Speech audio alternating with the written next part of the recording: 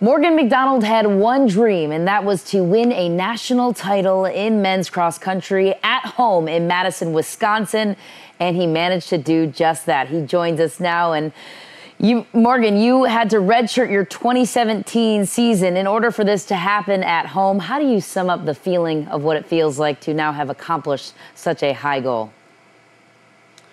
Yeah, it's still hard to put into words, really. It's just something that me and Mick have been planning for so long. And he called me last night and asked, has it set in yet? I still don't know what to say because it is just a crazy feeling, just having something that you've worked towards for so long just to happen, and to happen in the way that it did. It was just honestly one of the most amazing experiences of my life.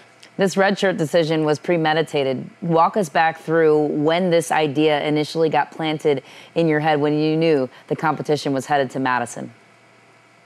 Yeah, so since as long back as my freshman year, a long time ago now, I'm a fifth-year senior, but I'd heard rumors that we were going to try and host it, but I really wasn't that sure. And then it was a couple of years ago when we actually found out that we were going to be hosting it in my fifth year, and so then from that point, I think we made the decision that for my last year we'd redshirt, and that was a tough one to make because I was in good shape last year and we had a solid team, but the opportunity to be able to race in front of a home crowd at a national championships, it's just not something that happens too often. So we had to make that sacrifice, and it was certainly all worth it.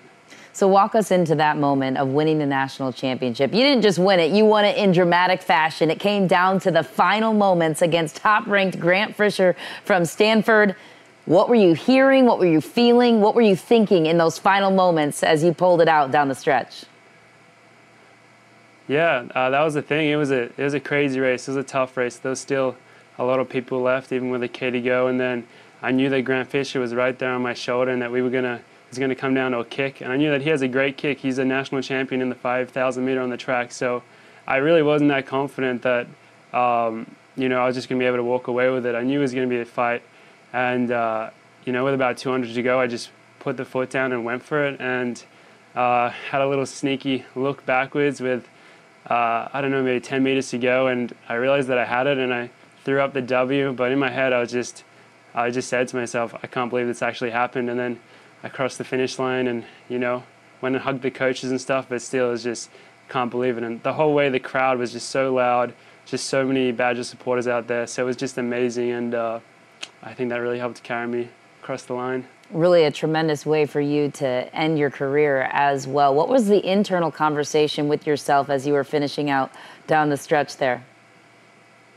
At that point in the race, it's kind of just, you're not really thinking too much. The whole race, I'd been telling myself to relax and just kind of soak up the atmosphere, because it was just so much fun, honestly. Before the race, when I was doing my strides, I ran over to all the track guys that had come out to watch, and just gave some hugs, said hello, and it was just I just felt the energy. So the whole time I was just trying to stay relaxed, but just kind of feeling it out. And then but when it comes to it in that last straight, you're just all out. There's no thoughts at that point. You're just trying to embrace the pain and just go for it.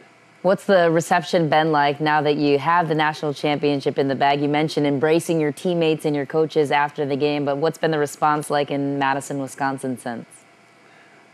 Yeah, I mean, it's a little overwhelming. I mean, I'm just a cross-country runner, nothing too special. So to have people, come up to me and congratulate me, like in class and stuff, it's pretty awesome. And to be able to enjoy it with my teammates, to me, that's one of the most special things. We have a lot of younger guys who, I've really enjoyed kind of being a bit of a mentor to them, and so to make them happy by achieving something like this, in turn, it makes me super happy. And I don't know, I hope I can inspire them to go on and do similar things in the future. We can hear, on a side note, a subtle Australian accent in your voice. So how does a kid from Sydney, Australia, find his way to Madison, Wisconsin for some cross-country? Yeah, the Australian accent is still there a little bit. Unfortunately, it's almost gone. I get made fun of that for a bit by my Australian friends. But to be honest, it was like I just always knew that I wanted to come over to America to compete in the college system because of the support and stuff that is offered, and it's the highest level of competition when you're at this age. So I always had that in mind. But then, you know, when I was younger, I sent out emails to different coaches that I thought were, you know, good coaches and good teams that I wanted to join. And Mick was one of the ones that responded here at Wisconsin. So I came on a visit, and I went to some good schools, but when I came to Wisconsin, it was really just the coaches, the team, the city of Madison. It all just really felt right to me. It felt like a place that I would enjoy no matter what. And so I decided to come here, and I got to say it's been an amazing experience ever since. That's awesome. You went from surfing weather to a winter wonderland here in Madison, Wisconsin, in the Midwest. What kind of adjustment is that like, especially when you're running and competing in the national championship and there's snow on the ground next to you guys? Yeah, no, it's different for sure. And that was one of the things that I was most scared of coming over. But to me, it's been a lot of fun. You know, it's an experience to be in a place like this that has like 4 seasons a year and stuff. To get to live in it, it's different from anything I've ever experienced growing up. And you know, I just try and embrace it and just make the most out of it. I'm not sure if I'll be living in this weather for my whole life, so while I'm here, you know, I don't mind it too bad, but it's a lot of fun. And with the race, with the snow on the grounds, you know, this is our home, so I knew that I've you know, experienced it before, I've run in it before, so that was definitely something that made me feel even a bit more confident. You know, these teams from California, they hadn't experienced anything like that, and so we were ready for that. And you mentioned your confidence. You, in your own words, said you're not done yet. You still have a ways to go in your career. What's next on the goal radar for you? Yeah, so we'll take some downtime here to kind of, you know, just catch up everything, let the body recover a bit, let the mind recover. But then I still got indoors and outdoors next semester, so I'm going to have big goals for those, possibly win a couple more NCAA titles, and maybe some team wins as well. So, you know, I really look forward to track. I love track just like I love cross country, so hopefully I can do a little bit more before my time here is done. Well, you've already accomplished quite a bit. You were named the Big Ten Athlete of the Year, as well as the USTF CCCA National Athlete of the Year. What do those accolades mean to you as you look to the end of your career?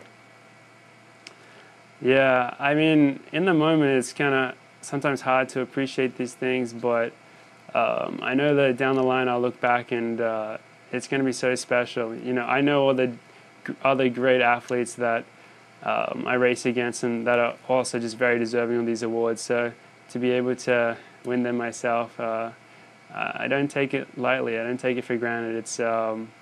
It feels very special, and it makes me happy.